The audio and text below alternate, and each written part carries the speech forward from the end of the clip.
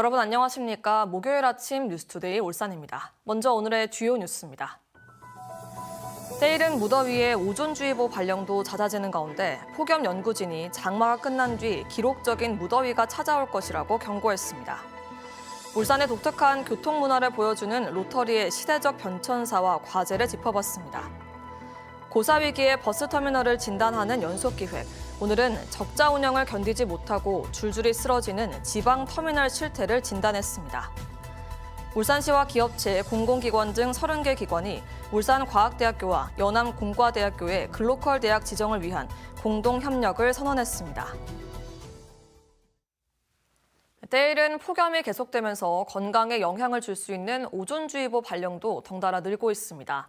폭염 연구진은 이번 폭염은 시작일 뿐이라며 장마가 끝난 8월 기록적인 무더위가 찾아올 수 있다고 경고했습니다. 정인곤 기자입니다.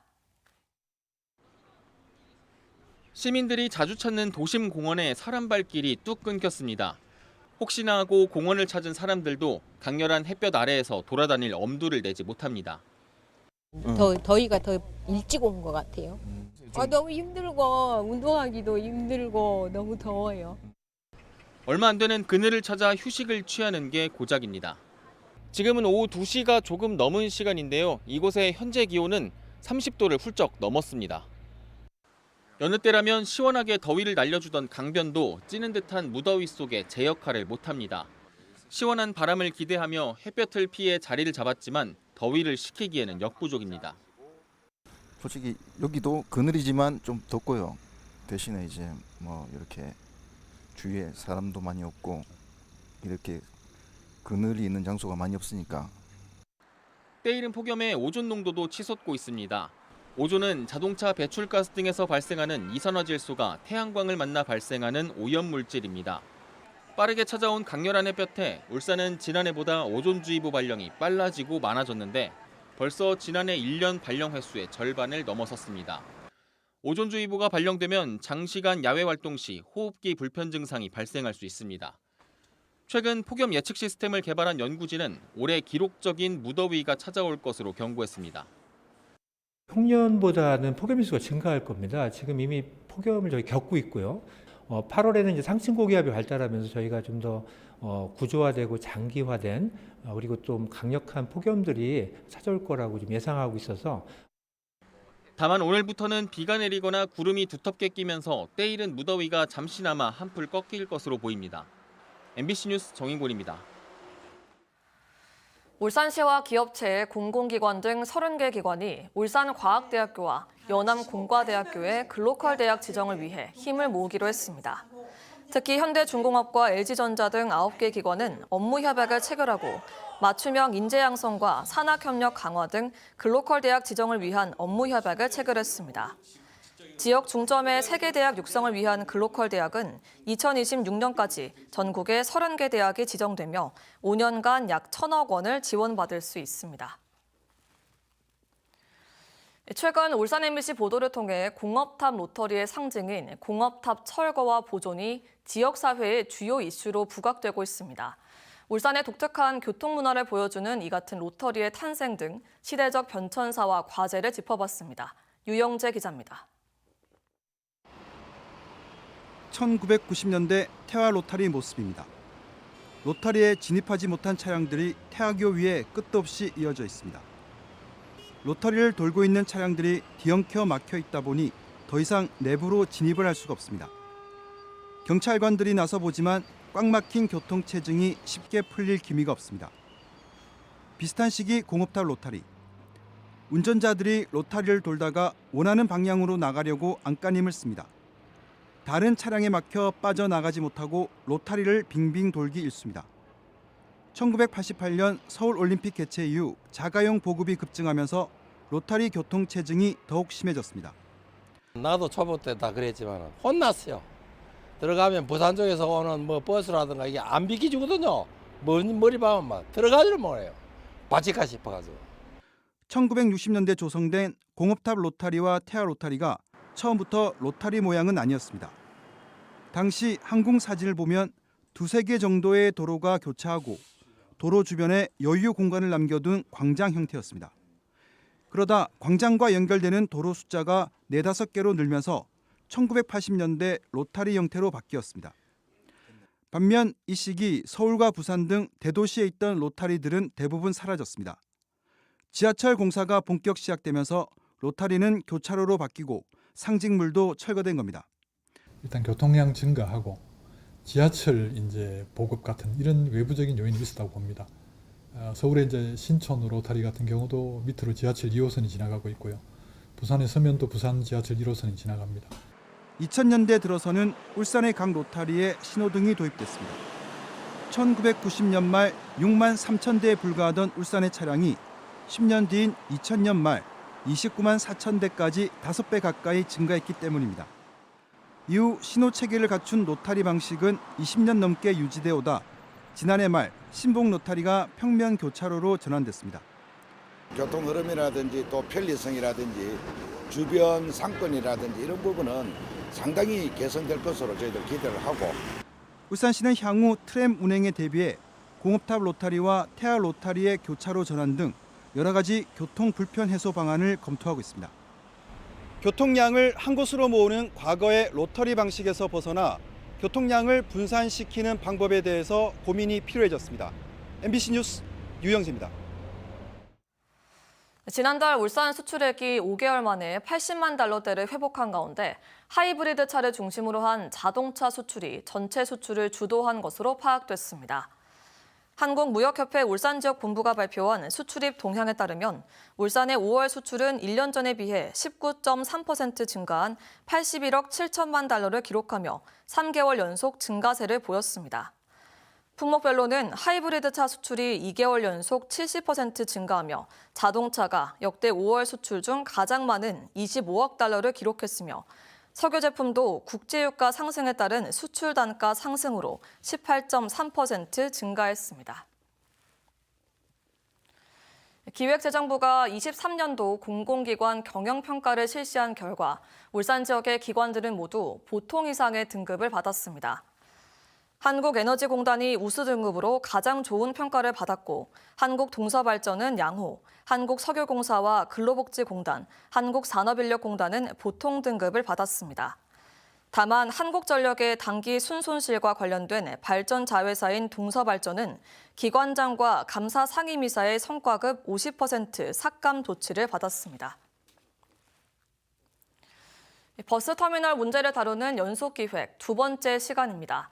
울산뿐 아니라 다른 지역에서도 버스터미널이 적자 운영을 견디지 못해 폐업하는 사례가 잇따르고 있습니다. 지난 2000년 이후 전체 터미널의 10곳 중 1곳이 문을 닫은 것으로 확인됐습니다. 이용주 기자가 취재했습니다. 91만 명이 살고 있는 경기도 성남시의 유일한 버스터미널. 지난해 1월 1일 운영사가 이용객 감소를 이유로 폐업한 뒤 임시로 운영되고 있습니다. 터미널 건물은 그 이후로 1년 반 넘게 불이 꺼진 채 방치되고 있습니다. 날씨가 고질 때 바람이 불거나 비가 많이 올 때 밖에 나와서 임시버스 터미널 이용한다는 자체가 불편하고 성남시의 이미지를 많이 손상시켰다고 생각을 합니다.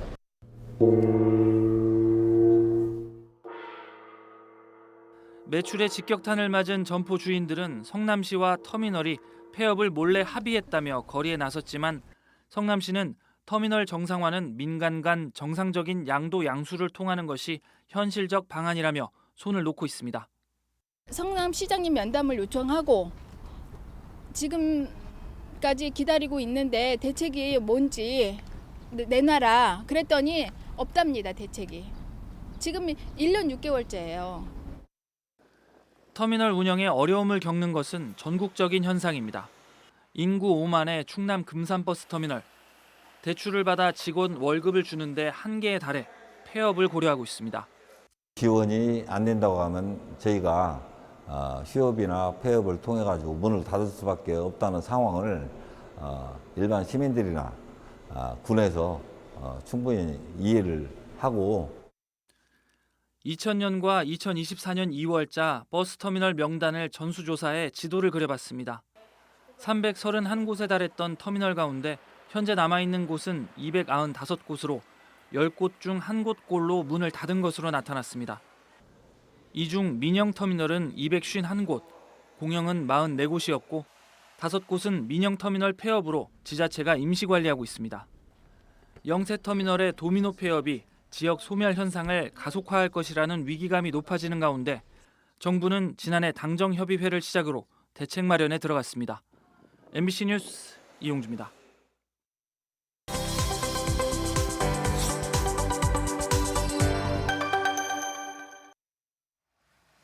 광주시가 지난해부터 누구나 필요할 때 돌봄을 받을 수 있는 통합 돌봄 서비스를 시작했습니다.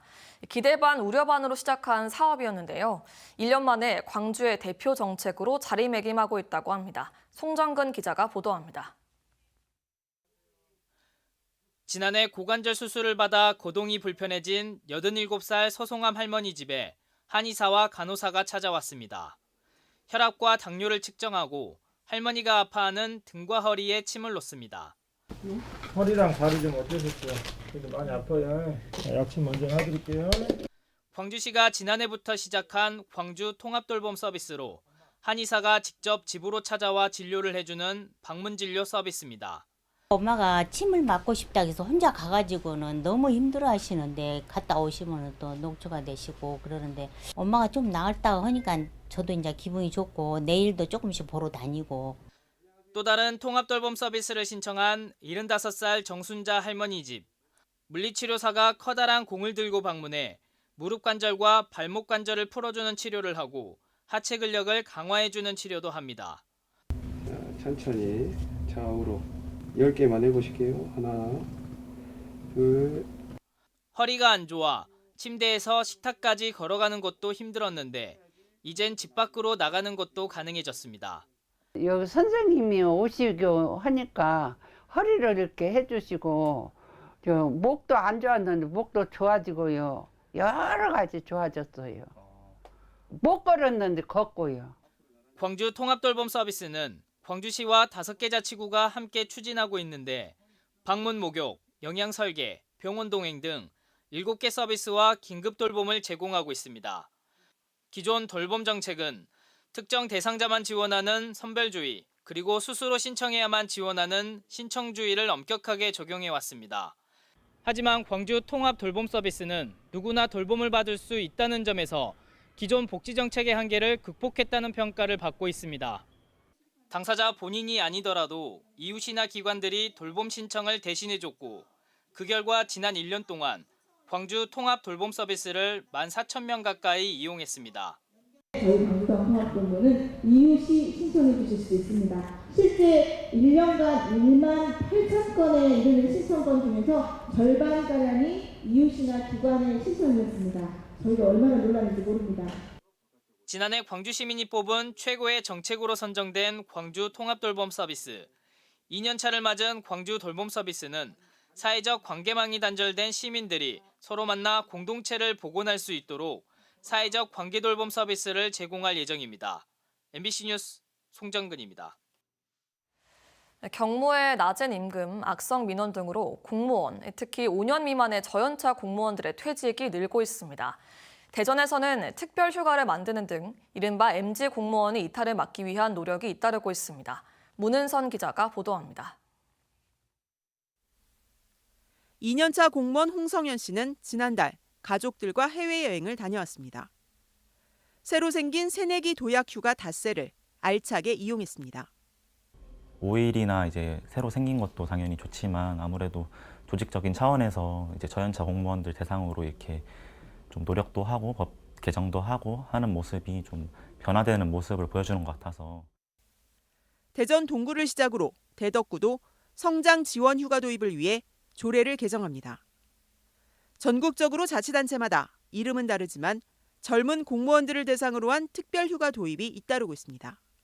낮은 급여, 보수에 비해 높은 업무 강도, 악성 민원, 그리고 경직된 조직 문화 등이 저연차, 하위직 직원들에게 더욱 부담되는 것이 사실입니다.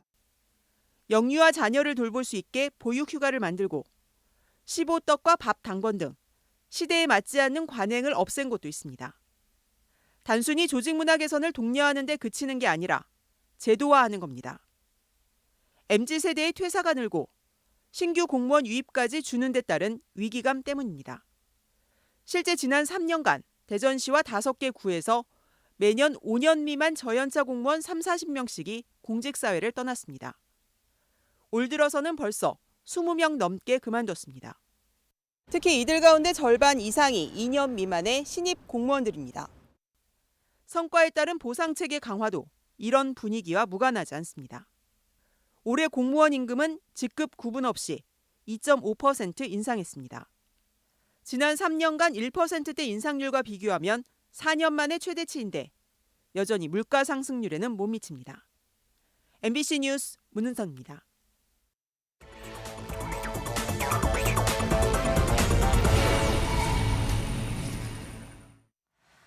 전국 플랜트 건설 노동조합 울산지부가 올해 임금 교섭 결렬을 이유로 이틀 동안 부분 파업을 벌이고 있습니다.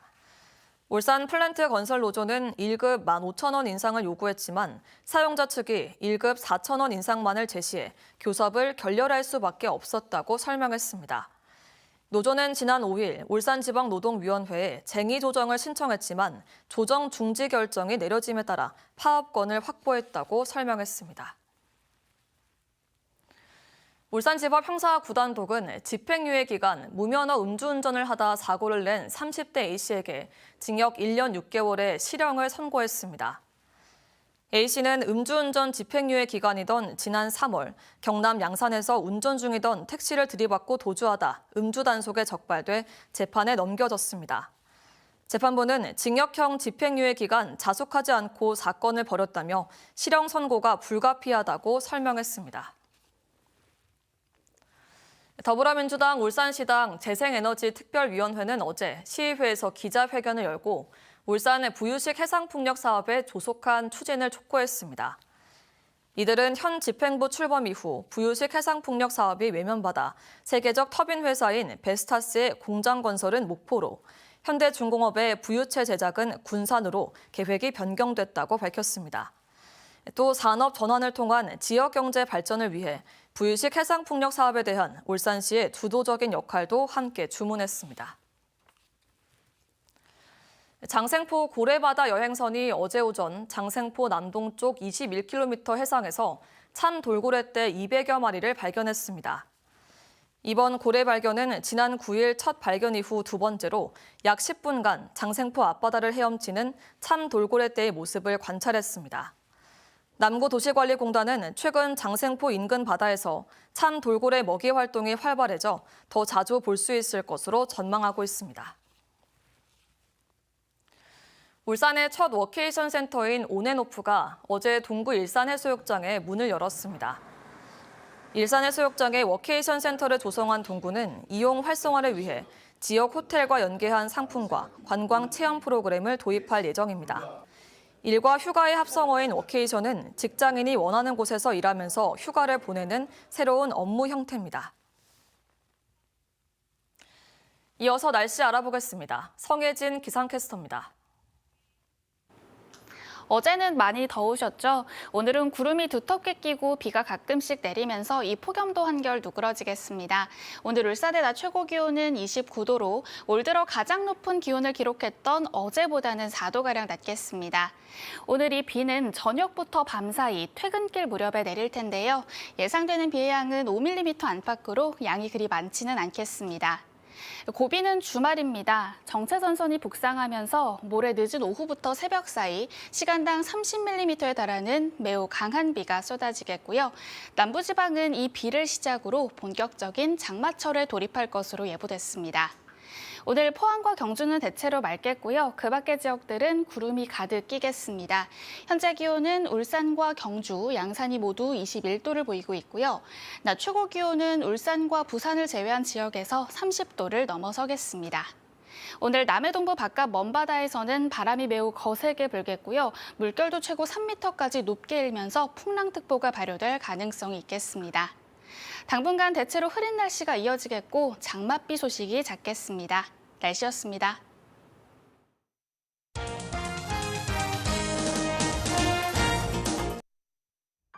장애인들을 대상으로 자립과 함께 안정된 사회 활동을 위한 체험홈 입주자를 모집합니다. 자세한 사항은